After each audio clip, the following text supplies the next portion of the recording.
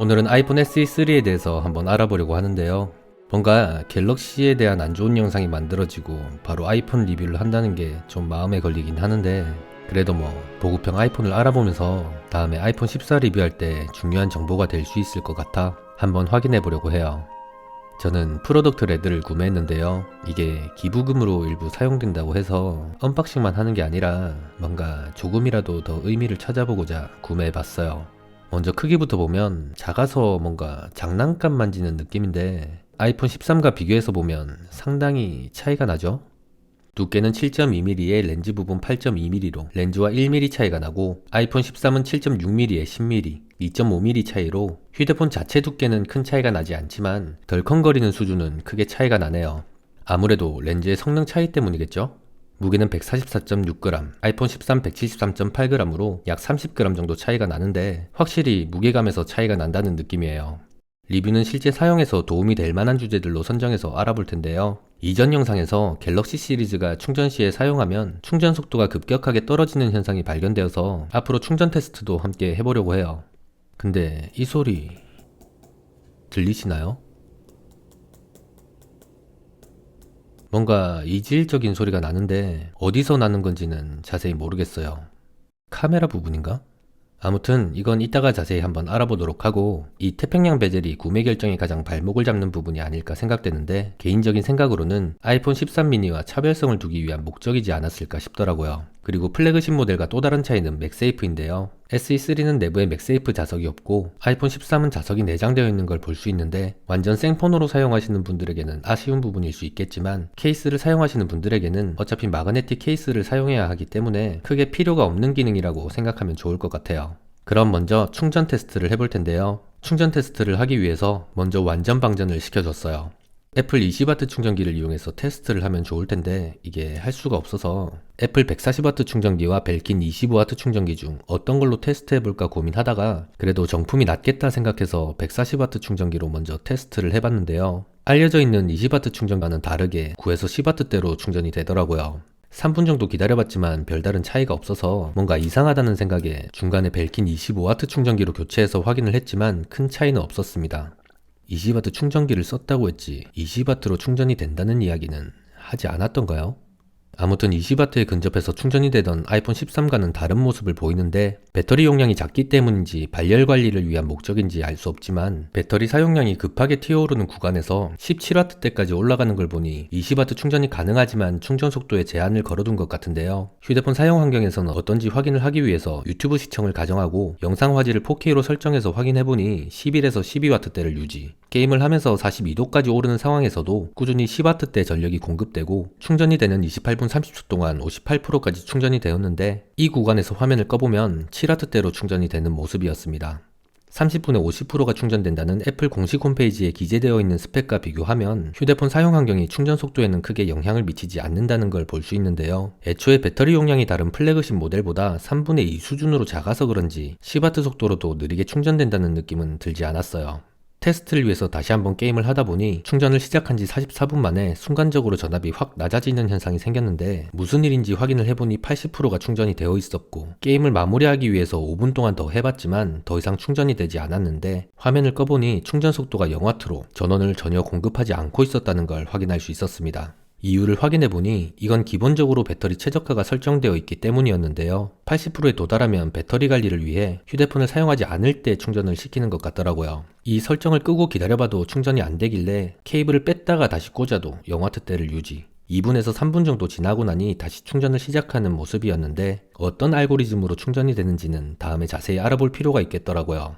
지금까지 충전 테스트를 하면서 배터리를 보호하는 방식이 제조사별로 크게 다르다는 걸 예상할 수 있었는데, 배터리 용량에 따른 충전 속도 감소도 있겠지만 그 부분은 다 동일하니 배제하고, 아이폰은 배터리 용량이 80%에 도달하면 충전 속도를 제어하면서 80%의 미만의 상황에서는 온도가 높아지면서 서서히 충전 속도가 낮아지는 형식, 갤럭시 시리즈는 배터리 용량에 관계없이 일정 온도에 도달하면 충전 속도가 제어되는 형식이라고 예상이 되는데, 휴대폰 성능이 높아질수록 더 강하게 제어가 들어가는 것 같더라고요. 이게 칩셋의 온도인지 배터리의 온도인지는 확실하지 않고, 저는 발열이 가장 빠르게 생기는 위치를 기준으로 테스트를 진행했다는 점 알고 계시면 좋을 것 같아요. 다음으로 화면 테스트. 비교할 제품이 있으면 좋을 것 같아 아이폰 13과 비교해봤는데요. 먼저 밝기를 최대로 설정하고 트루톤을 비활성화해준 후에 확인을 해볼 텐데, 같은 아이폰 라인에서 플래그십 모델에 사용하는 OLED와 보급형에 탑재되는 LCD 디스플레이의 차이를 자세히 알 수 있을 것 같은데, 확인을 해보면 확연하게 차이가 나는 부분이 흰색과 파랑색인데, 흰색에서는 SE3가 더 높은 수준이고 파랑색은 낮다는 걸 볼 수 있어요. 이 패널을 현미경으로 확대해서 보면 LCD와 OLED의 패널이 색을 표현하는 방식의 차이를 확실하게 알 수 있는데, 이 패널과 빛을 만들어내는 형식의 차이 때문에 색을 구현하는 정도가 달라질 수 있을 것 같다는 생각이 드네요. 확인한 김에 리얼블랙의 상황에서 테스트를 해봤는데요. 밝기 수치는 아이폰 13이 0.03, SE3가 0.13으로 완전 검정 화면에서도 밝기가 4배 정도 차이가 나는 걸 알 수 있었고, 이건 현미경으로 확인해봤을 때는 패널 말고 다른 차이점은 육안으로 식별되지는 않더라고요. 그럼 스크래치 테스트를 해볼게요. SE3 디스플레이 유리는 세라믹 실드를 사용했다는 언급이 없는 걸로 봐서 다른 유리를 사용하고 있는 것 같은데요. 먼저 칼로 생각보다 강하게 긁었을 때는 표시가 나지 않아요. 이전 갤럭시 S22 울트라 리뷰 때 빅터스 플러스가 칼로 긁었을 때 표시가 나는 걸 확인할 수 있었는데, 이건 유리의 소재나 강화를 할 때 강도에 중점을 두는지 표면 경도에 중점을 두는지에 따라서 달라지기 때문에 무엇이 좋다 나쁘다고는 스크래치만으로는 단편적으로 이야기할 수 없는 부분이지만, 일단 고릴라 빅터스 플러스보다 스크래치에 대한 내성은 높은 걸로 확인이 되고요. 세라믹 실드와 어떤 차이가 나는지는 아이폰 14가 출시되면 알아보도록 할게요. 그럼 경도 테스트를 해볼게요. 먼저 확인하기 쉽도록 숫자를 적어두고 긁어보면 6번에서는 살짝 표시는 나지만 거의 보이지 않는 정도, 7번에서부터 확실하게 표시가 나는 걸 볼 수 있어요. 8번부터는 파이는 정도로 스크래치 부분에서 고릴라 글라스와는 칼이나 경도 6번에서 긁어봤을 때만 구분이 될 정도로 미묘한 차이가 있을 뿐, 일상생활에서 체감될 정도로 큰 차이는 보이지 않을 것 같다는 느낌이에요.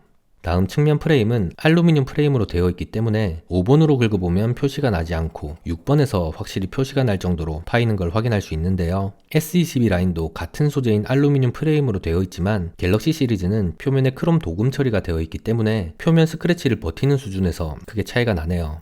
다음 후면 글라스를 보면 전면 글라스와 동일하게 6번에서 미묘하게 표시가 나지만 육안으로 잘 식별되지 않고 7번부터 확연하게 보이는 모습, 8번부터 파이는 수준인 걸 확인할 수 있었습니다. 렌즈 부분은 아이폰 13과 동일한 사파이어 글라스를 사용했다고 하는데, 다른 거 비교할 필요 없이 바로 9번부터 긁어주면 조금씩 스크래치가 생기는 게 보이는데, 다른 유리 부분이 9번에서 심하게 파였던 걸 생각하면 확실히 비교가 될 정도로 스크래치 내성이 높은 걸 알 수 있는데요. 사실은 바로 9번으로 하려고 했던 게 아니라 6번인 줄 알고 긁었다가 당황해서 7번까지는 스크래치가 안 생기는 걸 확인했는데 8번은 긁어보는 걸 깜빡했어요.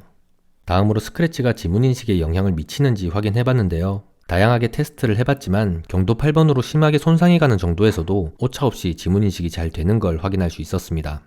그럼 이 소리가 나는 이유를 한번 알아보도록 할 텐데요. 첫 아이폰 개봉이라서 굉장히 설레인다고 할까?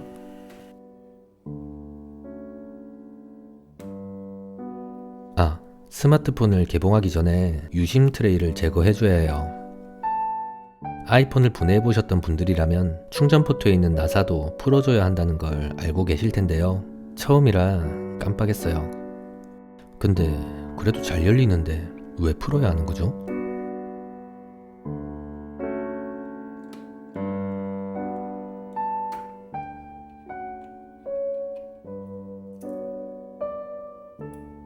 나사를 하나둘씩 풀면서 계속 열어보다가 뭔가 살짝 벽이 느껴져서 더 이상 만지면 안 될 것 같다는 느낌이 들더라고요.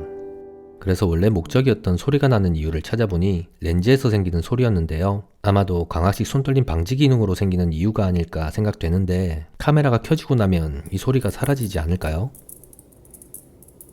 혹시 이상한 소리가 난다고 느꼈던 분들이라면 이것 때문이라고 생각하시면 될 것 같아요.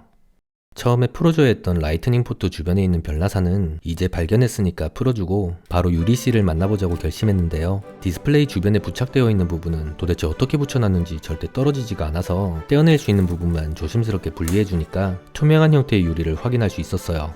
이거 하나 보겠다고 59만원. 두께를 측정해보면 0.8mm로 0.48mm였던 고릴라 글라스에 비해서 더 두껍다는 걸 확인할 수 있는데, 렌즈 두께는 너무 작아서 확인할 수 없겠더라고요.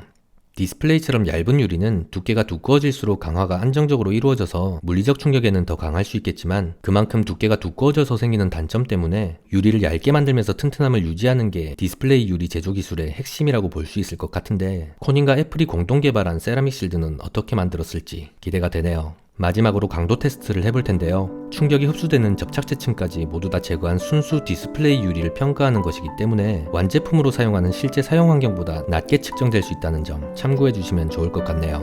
먼저 중앙 부분에서 측정을 했을 때 450N대까지 올라가도 깨지지 않는 걸 볼 수 있는데요. 500N까지만 측정할 수 있는 장비이다 보니 경고음이 들려서 여기까지만 보도록 하고 스크래치 테스트를 하지 않은 다른 부분에 동일하게 테스트를 진행해봤는데요. 놀라지 않게 미리 말씀드리자면 408N에서 시중에 판매되는 일반적인 강화유리 필름들과 비교하면 상당히 높은 수준의 강도를 가지고 있다는 걸 확인할 수 있었어요. 유리 파손에 영향을 미치지 않는 부위를 선정해서 한 번 더 확인해보니 456N대에서 파손이 되지 않고 다른 부위에서 440N에서 파손이 되는 걸 확인할 수 있었습니다. 모서리 부분은 230대까지 버티는 걸 확인했는데 모서리가 둥글어서 그런지 조금만 더 힘을 줘도 미끄러져서 더 강한 힘으로 확인하기가 어려웠는데요. 정확하게 파손을 확인할 수 있었던 구간은 1차에서 175N, 2차에서 145N으로 평면 파손 대비 2분의 1에서 3분의 1 수준에서 파손이 되었는데 지문인식으로 홈이 파여있는 부분은 그 절반에 미치지 못하는 67N에서 파손이 되더라고요. 확인하다 보니 테스트 방법들을 앞으로 더 정립화시킬 필요가 있겠다는 생각이 들었는데요. 혹시 좋은 방법이 있다면 댓글로 남겨주시면 더 꼼꼼하게 확인할 수 있을 것 같다는 생각이 드네요. 렌즈는 미리 맞춰놓은 커팅 매트를 깔아두고 테스트를 진행했는데요. 사파이어 글라스가 일반 강화유리보다 깨짐에 약하다는 이야기가 있어서 어느 정도 수준인지 상당히 궁금하더라고요. 디스플레이보다는 약한 수치이지만 생각했던 것보다는 튼튼한 수치라는 느낌인데요. 성인 남성 평균 순간 펀치력이 100kg, 즉 980N이라는 점을 고려하면 충격 흡수층을 고려하지 않고 단순하게 계산해봤을 때 마음 먹고 뾰족한 부분에 내려치면 파손이 된다는 건데 이게 150g의 스마트폰이 몇 미터에서 떨어졌을 때 파손이 되는 수치인지는 한 똑똑한 구독자분께서 설명해 주실 거라 믿으며 여러분과 함께 리뷰하며 배워가는 성장형 유튜버 궁금하기는 오늘 영상 여기서 마치도록 하겠습니다. 시청해주셔서 감사합니다.